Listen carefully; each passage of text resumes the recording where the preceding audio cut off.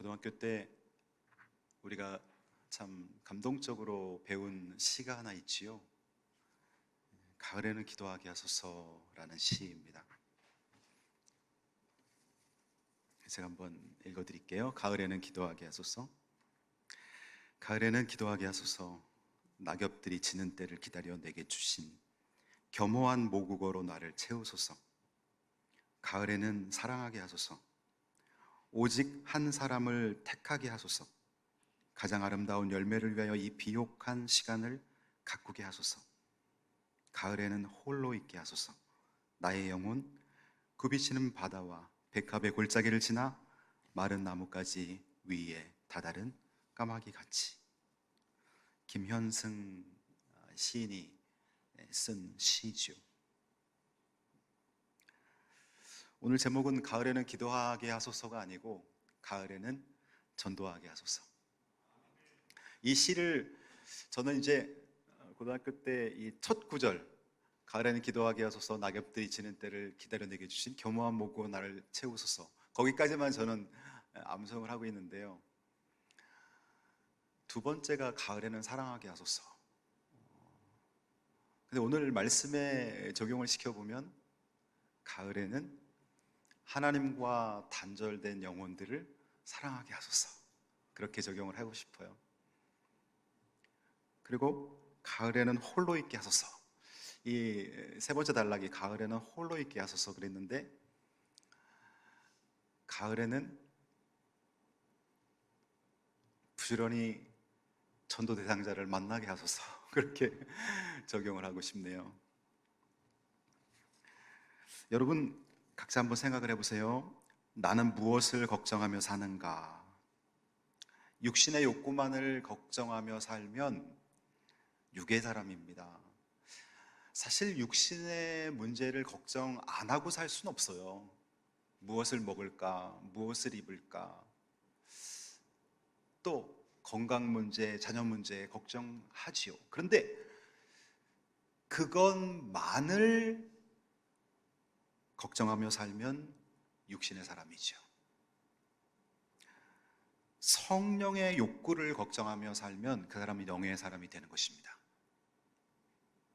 그래서 하나님의 관심사가 나의 관심사가 될 때 그는 성령의 사람입니다. 하나님의 관심사는 뭡니까? 자기 아들을 십자가에 못 박은 하나님의 애절한 사건. 그렇다면 영혼 구원, 인류 구원, 그것이 하나님의 관심사지요. 이 하나님의 관심사가 내 관심사가 될 때 우리는 전도하게 되고 선교에 적극적으로 동참하게 됩니다. 하나님의 임재 연습이라는 책이 있어요. 여러분 중에 읽어보신 분도 많이 있을 텐데 두껍지 않은 얇은 책이에요. 여러분 한번 구입해서 읽어보세요. 이 하나님의 임재 연습이라는 책은 누가 썼냐면 로렌스라는 사람이 썼어요. 로렌스 형제, 정확히 말하면. 이 사람의 이름은 원래 니콜라 예르망이라는 프랑스인입니다. 1600년대 사람이에요. 이 니콜라 예르망이 38세 때 까르멜 수도회에 들어갑니다. 그는 그곳에서 수도회에 들어가면서 자기 이름을 부활의 로렌스 형제라는 수도명을 부여받게 됩니다. 부활의 로렌스 형제. 그가 수도원에 들어가가지고 하나님과 깊이 교제하길 원했어요. 근데 막상 수도원에 들어갔더니 허들의 일을 시키는 거예요.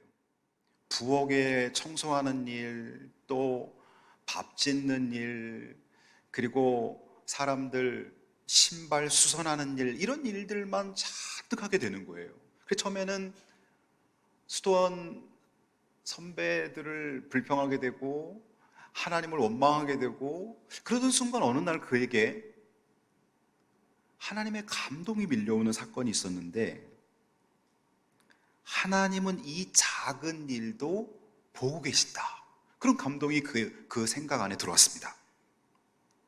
그리고는 그가 신발을 수선하는 일, 부엌 일을 돕는 일을 굉장히 열심히 하기 시작해요.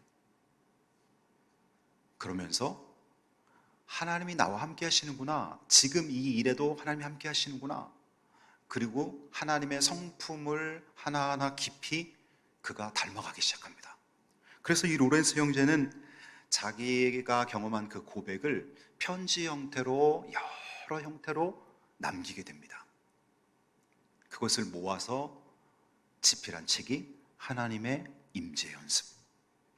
이 로렌스 형제가 이 책에서 아주 중요한 말을 했는데 그건 뭐냐면 늘 생각하는 것이 사랑입니다 라는 구절이에요. 늘 생각하는 것이 사랑입니다.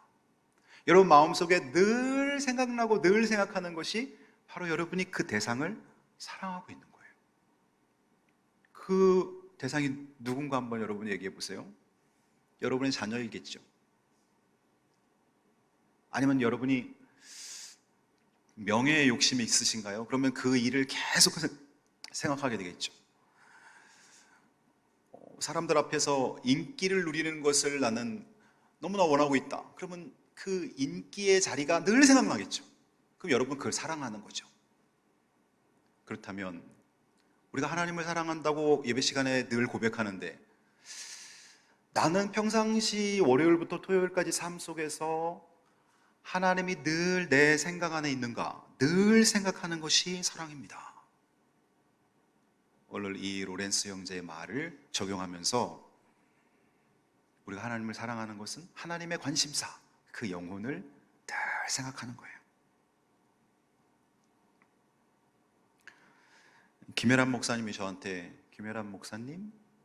네, 여기 계시네요. 김혜란 목사님이 저한테 며칠 전에 카톡 문자를 보내주셨는데 세 가지를 말씀해 주셨는데 한 가지만, 맨 위에 한 가지만 소개하면 은혜로운 이야기이기 때문에 김혜란 목사님이 이렇게 카톡 문자를 보내주셨어요.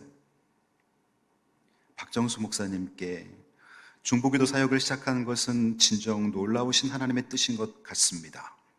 밤기도에 참석하지 못하는 성도들까지도 한 마음으로 함께 기도할 수 있게 된 것은 진정 성령님께서 주신 탁월한 한 수라 생각됩니다.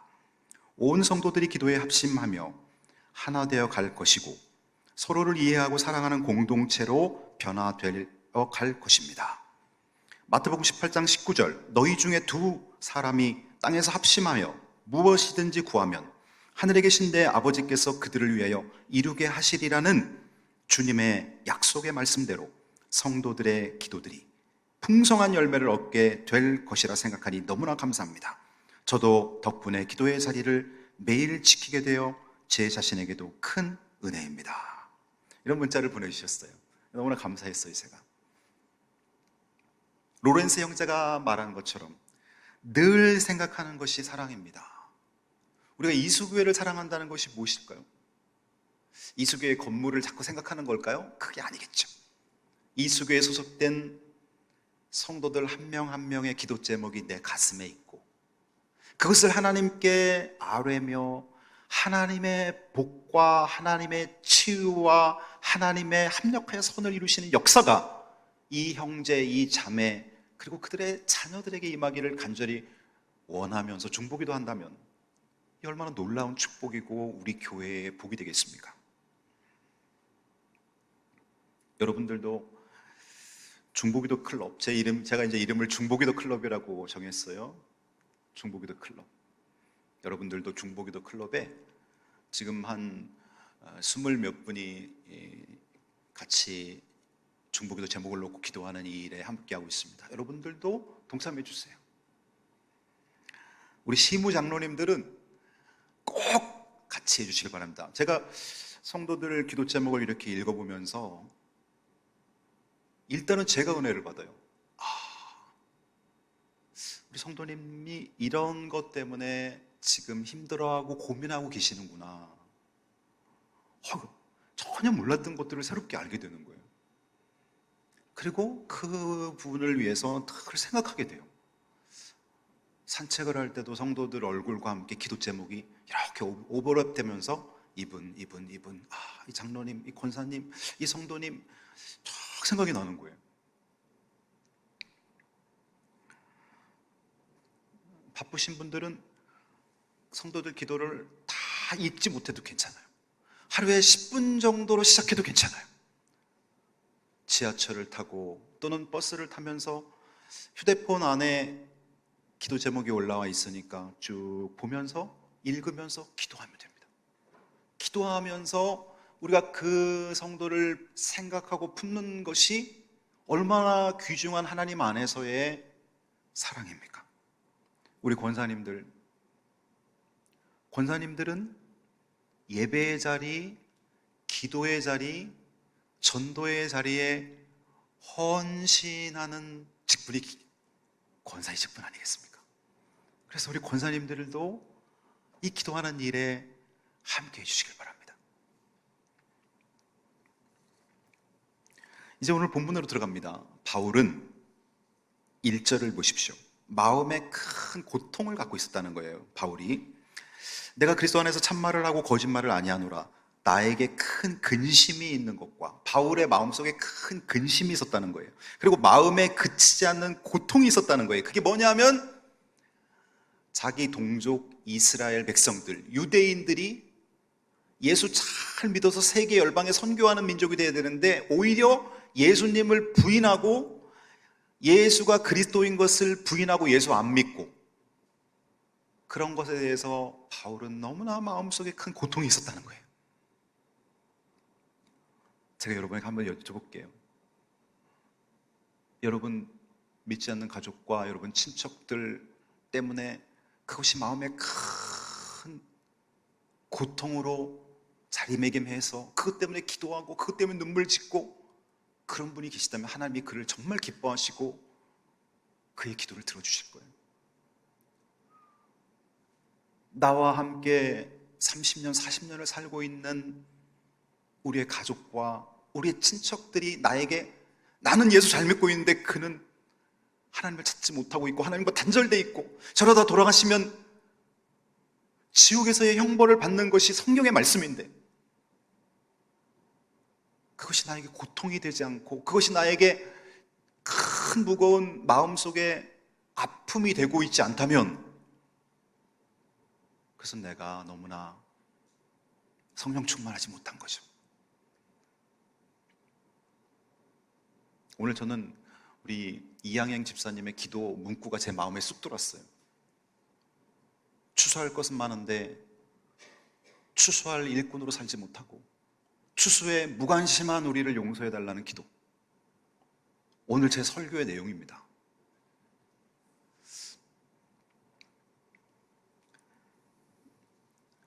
바울은 그 마음속에 자기 동족, 자기 민족, 자기 친척이 하나님과 단절된 것 때문에 그치지 않는 고통이 그 마음에 있었다는 것이죠. 여러분, 스트레스의 종류를 제가 말씀드릴게요. 스트레스가 우리에게 건강에 좋지 않죠, 스트레스가. 그래서 스트레스가 건강을 해치고 또 많은 질병의 원인이 된다는 것을 우리는 들어봤어요. 그런데 돈에 대한 걱정, 인간관계에 대한 걱정, 그리고 또 무슨 걱정이 있을까요? 자녀 문제로 인한 걱정, 여러 가지 인생살이의 걱정이 있어요. 이것이 너무나 심하게 나를 짓누를 때 건강을 잃고 삶의 질이 떨어지죠. 근데 영원 사랑에 대한 걱정은요, 그렇지 않아요. 내가 전도해야 되는 내 가족에 대한 그 영혼이 하나님과 단절된 것 때문에 내 마음에 근심하고 걱정하면서 기도하고, 북녘의 2,500만 동포 때문에 가슴 아파하며 눈물로 기도하고, 우리 자녀 세대가 하나님을 찾기 힘든 환경 속에서 점점 더 우리 자녀 세대들이 예수 믿는 그 퍼센티지 수가 줄어드는 것 때문에 눈물을 흘려 기도하는 것 때문에 우리 건강에 해가 되지 않아요. 그건 왜 그러냐 하면 하나님이 기뻐하시는 기도기 때문에 그래요. 우리가 기도로 하나님께 아뢰일 때 하나님의 위로가 와요. 내가 너와 함께 할 것이다. 내가 너를 통해서 너희 가족과 친척들을 건져낼 것이다. 마치 모세에게 이스라엘 백성들을 출애굽하는 사명을 주셨듯이 하나님이 우리에게 그런 마음의 응답을 주신단 말이에요. 그러니 우리는 이 거룩한 근심, 이 거룩한 고통을 가슴에 껴안고 하나님과 단절된 영혼들을 위해 기도해야 됩니다. 육신의 자녀와 약속의 자녀가 있어요. 육신의 자녀는 하나님께서 이스라엘 백성을 먼저 선택했잖아요. 그래서 이 이스라엘 백성들, 유대인들은 자기들이 육신의 자녀라고 생각하는 거예요. 아브라함을 믿음의 조상으로 불렀고 그 아브라함의 혈통을 통해서 아브라함, 이삭, 야곱, 요셉 그리고 그 후손들을 통해서 자기들이 형성됐다는 거예요. 그래서 이스라엘 백성들은 혈통적으로 구원받은 선민이라는 거예요. 그래서 나면서 남자들은 8일 만에 할례를 받고 그 할례의 표징이 구원과 입골, 구원처럼 여겨서 할례 받지 않는 이방인들을 저주받은 자라고 생각을 해요. 이 이스라엘 백성들은 육신의 자녀, 자기들이 하나님의 육신의 자녀라고 생각을 해요. 근데 오늘 성경을 보십시오. 육신의 자녀가 하나님의 자녀가 아니라 약속의 자녀가 하나님의 자녀라는 것입니다.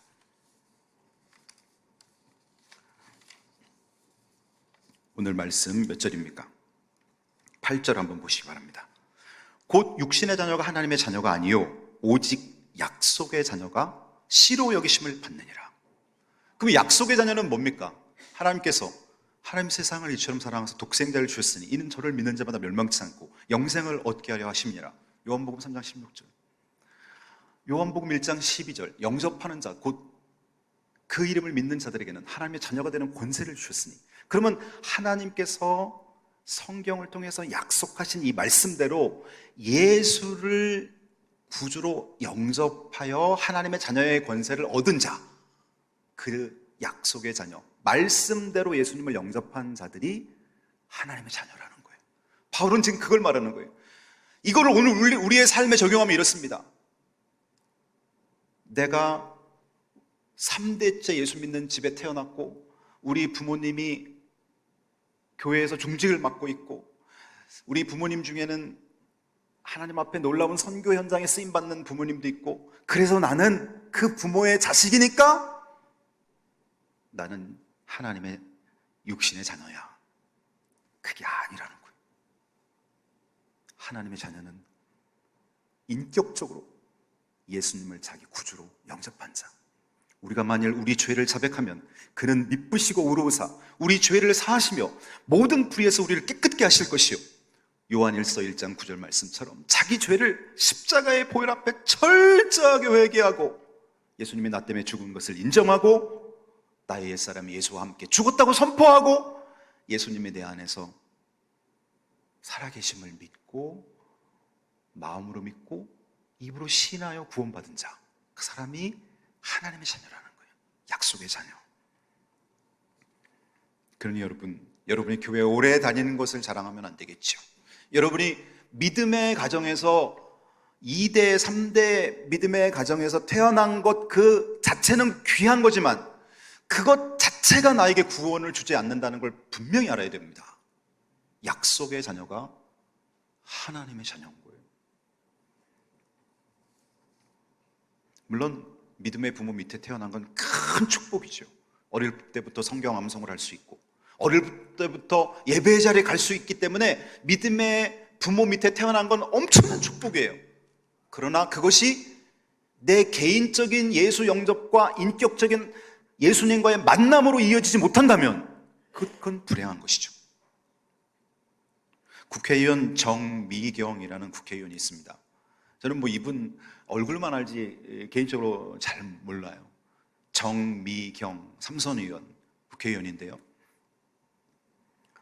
지난주 운전하면서 극동방송을 듣는데 이분이 극동방송에 나와서 이런 간증을 하는 거예요. 자기가 대학 다닐 때 자기보다 5살 연하의 남자랑 교제를 하게 됐다는 거예요. 그분이 지금 남편이고 근데 남편들 그 남자분은 신앙이 전혀 없는 거예요. 기독교 배경이 아닌 거예요. 그래서 내가 당신하고 이제 결혼 얘기가 오고 가면서 내가 당신하고 결혼할 때 함께 예배드리면 좋겠다. 만일 당신이 교회 와서 찬송 부르고 기도하는 것이 부담된다면 안 해도 좋다. 그냥 예배드리는 1시간 앉아만 있어 달라. 예배당에 와서 앉아만 있어 달라. 그렇게 부탁을 했대요. 그랬더니 그러겠다고.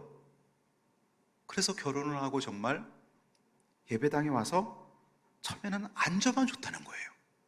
이렇게 1, 2년 시간이 지났는데 그 남편이 성경을 읽기 시작한 거예요. 성경을 읽는데 마태복음에 예수님께서 너희는 이렇게 기도하라 그러면서 주님이 가르쳐준 기도가 시작되잖아요. 하늘에 계신 우리 아버지요, 아버지의 이름이 거룩히 여김을 받으시오며, 쫙 그 주기도문에 관련된 말씀을 읽는데 눈물이 흐르면서 막 남편이 울기 시작하는 거예요. 그러고 나서 남편이 이런 말을 하는 거예요. 너무 이상하다는 거예요. 자기는 잘 우는 사람이 아니고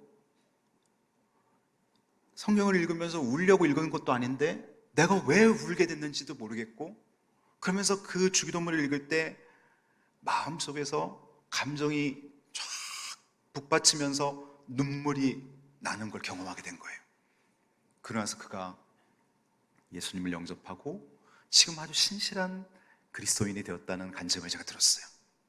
그러면서 이 정미경 의원이 자기 일생의 가장 큰 선물은 하나님을 사랑하는 신실한 남편을 주신 것이 자기 일생의 가장 큰 선물이라고 고백을 합니다. 여러분 어떻습니까?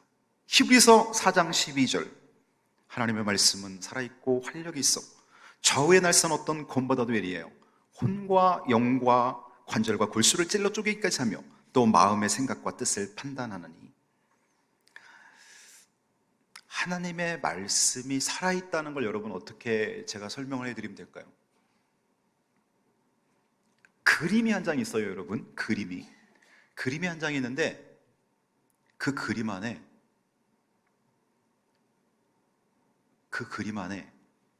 예를 든다면 독사가 그려져 있어요. 독사가 생동감 있게 독사가 그려져 있어요. 야, 생동감 있네. 얘 만져보니까 물감하고 그림이에요. 그거는 죽어있는 그림. 그런데 그림인 줄 알고 딱 접근했더니 살아있는 뱀이 거기 있는 거예요. 그건 살아있는 뱀.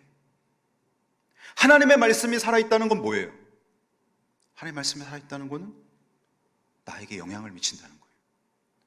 하나님의 말씀이 살아있다는 것은 이 성경이 성령께서 각 사람에게 감동을 주어서 이 성경을 쓰게 했고 그 성령의 생각이 들어있기 때문에 이 하나님의 말씀은 하나님의 의지라는 거예요. 하나님의 약속이면서 하나님의 의지. 그래서 이걸 읽을 때 하나님이 나를 감동시키고 나를 변화시킨다는 거죠. 그러니 우리는 전도해야죠.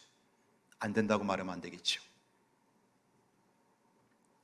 전도의 계절 가을이 오다. 사실 가을은 농부들에게 추수의 계절이죠. 근데 이것을 믿음의 영역에 적용시킨다면 우리가 가을에 전도해야죠. 전도는 원래 1년 내내 하는 것이지만 우리가 송구영신 예배 드리고 2023년 1월이 시작된 지 얼마 안 된 것 같은데 이제 곧 보세요. 9, 10, 11, 12 금방 성탄절 옵니다. 그래서 여러분 유치부 아동부 아이들 앞에서 또 축제로 하나님께 예배 드릴 때 우리가 보게 될 것입니다. 정말 너무나 빠르죠. 여러분 가족과 여러분 친척과 여러분 지인들 생각해 보세요. 목사님 저는 제가 아는 사람들이 다 예수 믿어요. 정말 그런 사람이 있어요, 여러분? 여러분의 회사에 여러분 동료들 다 예수 믿어요? 여러분 1980년대 말에 대한민국의 기독교 복음화율이 정점을 찍었습니다. 그때가 25%. 대한민국 크리스찬이 1200만으로 보고될 때 80년대 후반. 그 후로 기독교인이 점점 정체되고 조금씩 줄더니 지금은 이단들까지 포함해서 750만.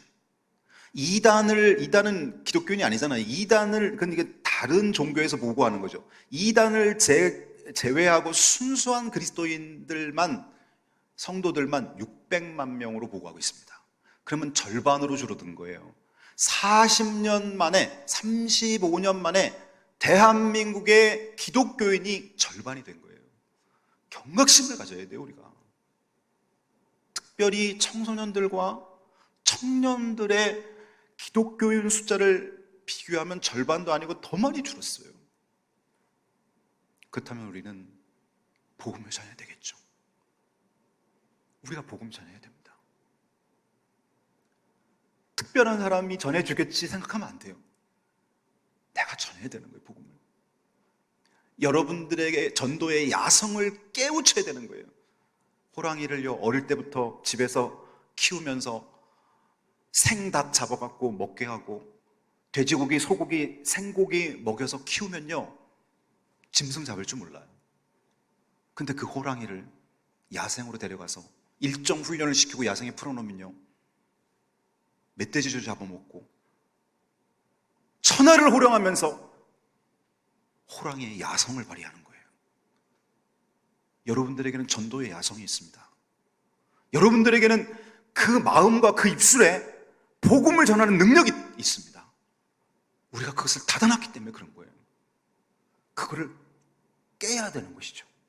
여러분, 누가복음 10장 1절부터 3절에 보면 예수님께서 70명의 제자들을 2명 해갖고 동네로 보냅니다. 각 동네와 각 지역으로 둘씩 보냅니다. 2절 말씀, 이르시되 추수할 것은 많되 일꾼이 적으니 그러므로 추수하는 주인에게 청하여 추수할 일꾼들을 보내주소서. 추수할 일꾼들을 보내주소서. 추수할 것이 적다랬어요, 많다랬어요? 많다는 거예요. 우리나라뿐만 아니라 예수 믿는 사람보다 예수 안 믿는 사람이 훨씬 많다는 거예요. 추수할 것, 전도 대상자들은 훨씬 많다는 거예요. 근데 그들을 향해 추수하러 나가는 전도자가 없다는 거예요. 추수할 일꾼이 없으니 우리가 교회에서 기도해야 된다는 거예요. 주여 전도자를 보내주옵소서. 우리 부모님 시골에 있는데 그 부모님에게 복음 전할 전도자를 보내주옵소서. 내 자녀들이 지금 예수 안 믿고 있는데 내 자녀들을 주님께로 인도할 전도자를 보내주옵소서. 그렇게 기도하라는 거예요. 그 다음에 3절, 그리고 직접 가라는 거예요. 추수할 일꾼을 보내달라고 기도도 하지만 너희들이 직접 가라. 갈지어다 내가 너희를 보냄이 어린 양을 이리 가운데 보냄과 같도다. 여러분, 우리가 전도하러 나가면 어린 양과 같다는 거예요. 양은 여러분 공격무기가 하나도 없어요. 정말 어쩌면 그렇게 공격무기가 없는, 양은 이빨이 풀을 먹기 때문에 날카롭지 않아요. 양은 발톱도 없어요. 양은 시력이 어두워갖고 잘 구분을 잘 못해요. 그래서 우리가 다 양 같아서 그릇 행하여 각기 제 길로 갔거늘 여호와께서 우리 무리의 죄악을 그에게 담당시켜. 양은 목자 없으면 절벽으로도 가고 가시덤불로도 가고 각자 그릇 행하여 제 갓길로 가는 거예요. 그러면 어린 양을 이리 가운데 보내는 거와 같다. 전도자들이 세상에 가는 거는 우리가 어린 양처럼 말주변도 없고 겁도 많고 자존심 상할 것에 대해서는 두려움도 많고 그렇게 벌벌 떨면서 전도인들한테 어쩌면 갈 수도 있다는 거예요. 이리 가운데. 안 믿는 사람들이 일이라는 게 아니라 영적으로 볼 때 사단이 그렇게 우는 사자처럼 집어삼키려고 한다는 거예요. 근데 보십시오. 여기서 아주 중요한 게 있습니다. 하나님이 어린 양을 이리 가운데로 보낼 때 하나님이 어떻게 하시겠어요? 옆에 졸졸졸졸 따라오시겠죠. 하나님한테 졸졸졸이라는 표현을 쓴 게 좀 그렇지만 바짝 붙어서 하나님께서 보호하시겠죠. 여러분이 지금 갓 걸음을 내딛는 그 1살, 2살 된 아이가 지금 아장아장 걸어서 어디론가 갈 때 부모가 갔다 와 이럽니까? 뒤에 바짝 붙어가지고 얘가 넘어지진 않을까? 얘가 차도로 가진 않을까? 함께 하시겠죠. 그리고 정말 위험한 순간이 오면 번쩍 안아갖고 안겠죠. 우리가 전도 현장에 나갈 때 하나님이 그렇게 하신다는 거예요. 두려워하지 말라는 거예요. 내가 너를 어린 양을 이리 가운데 보낸 것 같다. 그러나 가라. 너가 가야 복음이 전해진다.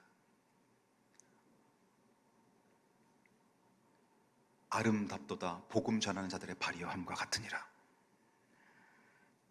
저와 여러분이 이 가을에 영혼들을 구원하는 자로 하나님 앞에 존귀하게 쓰임받게 되기를 주님의 이름으로 축복합니다.